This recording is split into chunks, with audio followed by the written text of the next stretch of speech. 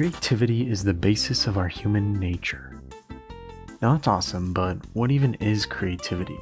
If we were to look it up on Google, you would find an answer similar to this. Creativity, the ability to create. That doesn't really help us much, so what is creativity really? Creativity, the ability to transcend traditional ideas, rules, patterns, relationships, or the like, and to create meaningful new ideas, forms, methods, or interpretations. Now, this definition is great because it showcases the enormous scope that envelops the topic of creativity, and also its importance. Where would we be today if we hadn't developed the necessary brain function to process situations in the ambiguous ways shown through creativity? 2 words for you: caveman brain. Professor Richard N. Foster, a business lecturer at Yale University, believes the juxtaposition of different perspectives and ways of thinking are the most important aspects of creativity. He uses the example of famous architect Santiago Calatrava, displaying how it works in his practice. So what is this all about? Well, this is about a guy named Santiago Calatrava. That's him. He's Spanish. And what are the 2 fields he associates? I mean, one is bridges, obviously. The other is skeletons. And what are the skeletons? He studies the architecture of bones, and he knows the intimate shapes of all these bones, and he thinks they're absolutely gorgeous. And he uses these bones as structural components in his buildings. He also loves bugs, as you'll see in a second, and he loves dinosaurs. So he comes up with buildings that looks like this. Which is a theater in St. Louis, I believe, and others that look like this. And then these great things that look like fly eyes. And is that a bug, or what is that? I mean, this is a warrior bug, right? He also likes mathematical functions.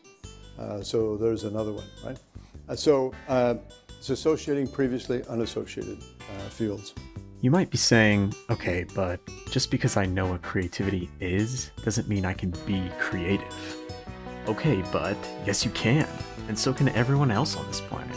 Creativity is a very mutual thing in the human race, and it's a part of the whole reason we ended up being the only species to breach the consciousness barrier and proceed to become the global superpower we are today. But there are also some caveats. Not every person was born to be the next Pablo Picasso, which has been shown in research detailing how creativity is not equally mutual. Multiple studies compiled in David Cox's Are Some People Born Creative show that the presence of specific genes may be connected directly with a person's creative ability. These genes reduce inhibition of emotions and memory, says Cox, meaning that more information reaches the level of consciousness. These genes reveal the connection between emotions and creativity and also explain how some people are more talented in specific ways. Not only that, but Swedish scientists referenced in Cox's articles state how people like Churchill, Beethoven, and Hemingway have all shown bipolar-like patterns. This alone wouldn't be groundbreaking, but the relatives of people who suffered from bipolar disorder also exhibit similar strengths creatively, suggesting that it's the gene mechanisms rather than the disorder itself which allow people to be more creative.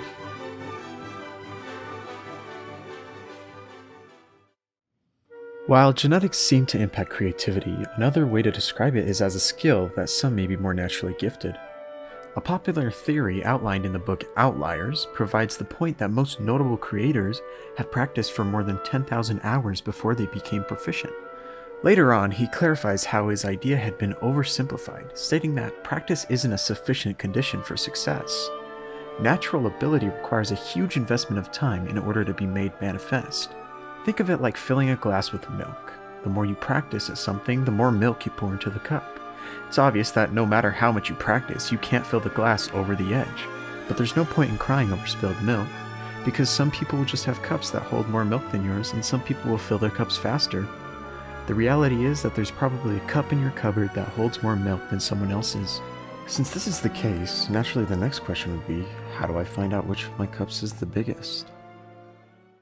Popular YouTuber Doug Redden made a video describing his time in the entertainment industry and finding his creative passions.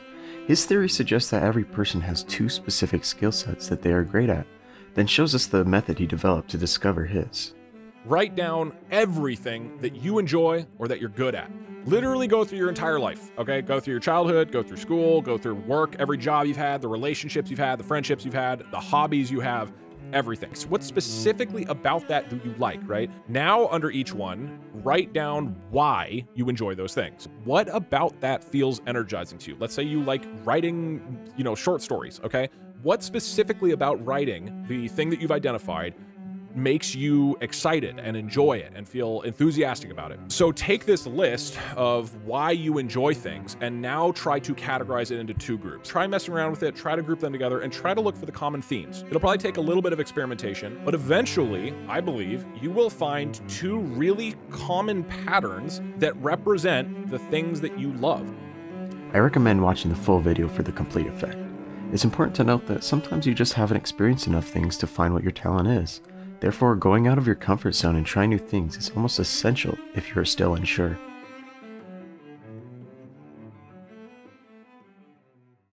What if you are already passionate about something, but are just lost on how to proceed or need inspiration? Well, another YouTuber and visual brand specialist, Gareth David, made a video titled How to Be More Creative, where he addresses just that.